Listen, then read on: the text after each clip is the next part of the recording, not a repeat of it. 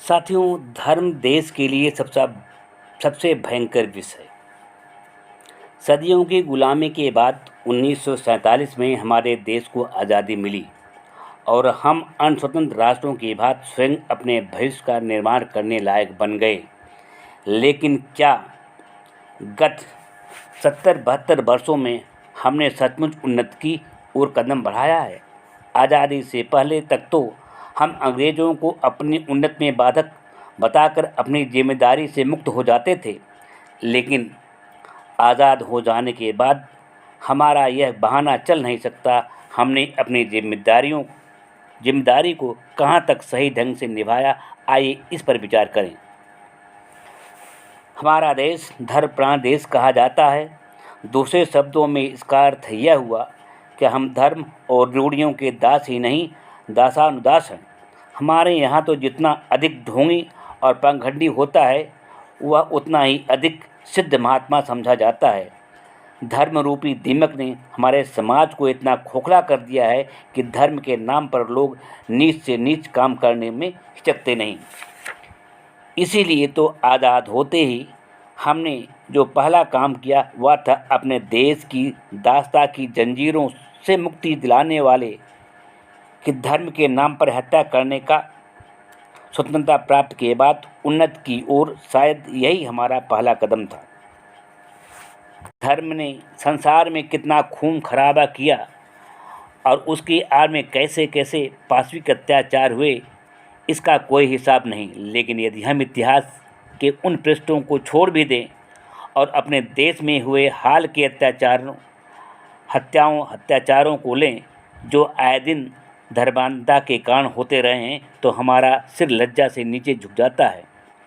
धर्म के नशे में चूर होकर इंसान किस प्रकार हैवान से भी बदतर हो जाता है, इसकी मिसाल के लिए हमें दूर जाने की ज़रूरत नहीं। हमारी आज़ादी के बाद इतिहास में मानव रक्त की इतनी गंध आ रही है कि उसकी सराहना से देश का स्वतंत्र वातावरण विषाक्त हो गया है। किसी दूसरी विद्वान ने धर्म की तुलना अफीम से की है, लेकिन धर्म को शराब कहना अधिक उपयुक्त होगा। अलग अलग शराबों की तरह अलग अलग धर्मों का अलग अलग नशा होता है। किसी का शैंपेन की तरह हल्का, किसी का व्हिस्की की तरह तेज और कुछ का व्हिस्की से भी तेज़ी से आगे बढ़ा हुआ ठर्रे जैसा है। लेकिन शराब चाहे कितनी भी अच्छी बोतल में क्यों न भरी हो, रहेगी वह शराब। सबका लक्ष्य एक ही रहेगा, मनुष्य को अचेतन करना, अर्थात उसकी मानसिक स्वतंत्रता को छीनकर उसे रूढ़ियों का दास बनाना। फिर हमारे इस विशाल देश में जहाँ एक दो नहीं अनेक भट्टियाँ चालू हैं, वहाँ लोगों को किसी न किसी शराब में मदहोश देखना स्वाभाविक है। अभी मुल्क का बंटवारा हुए ज़्यादा दिन नहीं हुए, हमने अपनी आँखों से देखा धर्म की तेज़ सुरा पीकर किस प्रकार इंसान हैवान से भी नीचे गिर गया। किस प्रकार धर्म के नाम पर लाखों असहाय बूढ़े बच्चे तक बरसाती कीड़ों की तरह मार डाले गए और किस प्रकार धर्म के नशे में हजारों स्त्रियों के साथ ऐसे घृत अत्याचार हुए जिन्हें देखकर क्रूरता भी शर्मा जाती है। वर्तमान में जो है गुजरात का उदाहरण मौजूद है।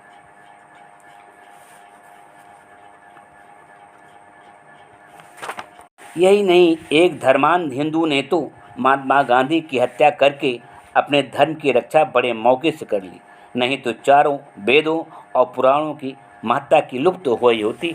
ऐसी ऐसी बातें लोग करते हैं।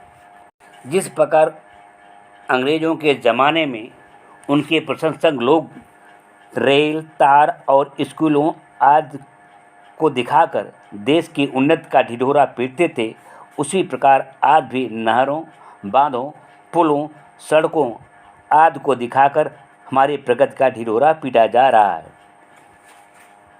भाई, कहने का आशय यह नहीं कि देश ने किसी दिशा में उन्नति नहीं की। देश ने उन्नति की है और इतने थोड़े समय में इतनी अधिक उन्नति की है जिसकी हम आशा भी नहीं करते। लेकिन यह उन्नति बहुमुखी न होकर केवल निर्माण आदि कुछ योजनाओं तक सीमित रह गई। हमने कंक्रीट की सैकड़ों हज़ारों किलोमीटर लंबी सड़कें बना दी, हज़ारों स्कूल खोल दिए, 50 बांध बनाकर गांव-गांव तक बिजली पहुंचा दी, लेकिन हमने अपनी मानसिक उन्नति के लिए क्या किया? क्या इस पर भी कभी विचार किया गया? क्या इन भौतिक सुविधाओं को जनसाधारण तक पहुंचा देना ही हमारी स्वतंत्रता का लक्ष्य है, या हम अपनी उन रूढ़ियों और कुत्सित संस्कारों को दूर करने की भी कोई योजना बनाने का प्रयत्न किए, जिनके द्वारा हम सदियों से देवी देवताओं, पीर पैगंबरों तथा मुल्ला पंडितों और कथित योगियों और महात्माओं की गुलामी करते आ रहे हैं? जिस देश में धर्म के नाम पर देश की आज़ादी की लड़ाई का नेतृत्व करने वालों की हत्या कर दी जाए, जहां इंसान को कुत्ते बिल्ली से भी बदतर समझकर उनके स्पर्श को भी पाप समझा जाए, जहां जवान स्त्रियों को पति की मृत्यु के बाद जीवन भर वैधव्य का जीवन बिताने पर विवश किया जाए, जहां भालू से अपने पूर्वजों का संबंध जोड़ा जाता हो, जहां धार्मिक भावनाओं के कारण जंगली जानवरों से अपना खेत चराकर अपने गरीब भाइयों को अन्न के लिए तड़पा तड़पा मर जाने की व्यवस्था हो, वहाँ क्या केवल विदेशी शासन के चले जाने पर स्वतंत्रता का वातावरण उत्पन्न हो सकता है? जहाँ 33 करोड़ देवी देवता हमारी छाती पर सवार होकर हमसे बिना पैसे की गुलामी करवा रहे हों, वहाँ से क्या अगर अंग्रेज शासक चले भी गए तो क्या फर्क पड़ गया? हमारे संविधान निर्माताओं ने इस देश को धर्मनिरपेक्ष राष्ट्र घोषित किया, लेकिन यहाँ धर्मनिरपेक्षता किस तरह अमल में लाई गई, इसके नित्य ही नए नए उदाहरण हमारे सामने आते हैं। अभी हाल में हमने धर्म के नाम पर अपने प्रधानमंत्री इंदिरा गांधी की निर्मम हत्या करके दिखा दिया कि हम कितने धर्मनिरपेक्ष हैं।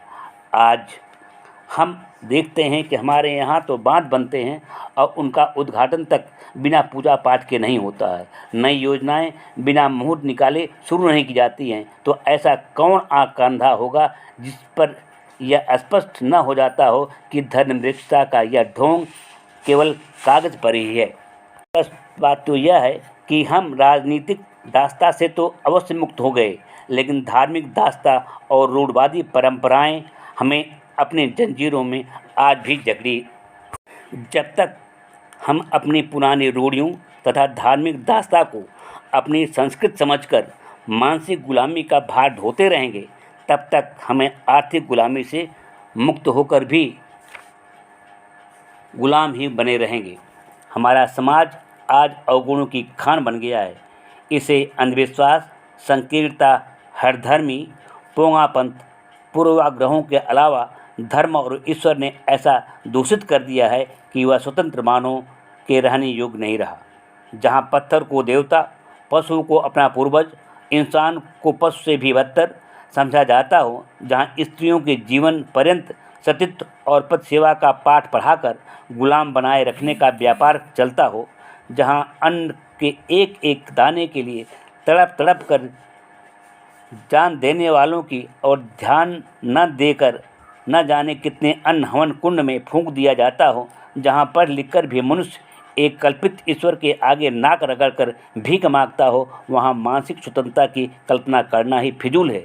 जिस समाज के पुरुष अपने को भगवान की सखी मानकर हिजड़ों का जैसा व्यवहार करते हों, वहाँ ऐसे सड़े गले समाज को एकदम मूलोच्छेद करके उसे फिर से नया रूप देना होगा, जहाँ मानव को अपनी विद्या और बुद्धि पर पूरा विश्वास हो, जहाँ वह अपनी शक्ति को जन कल्याण में लगाने में तत्पर हो।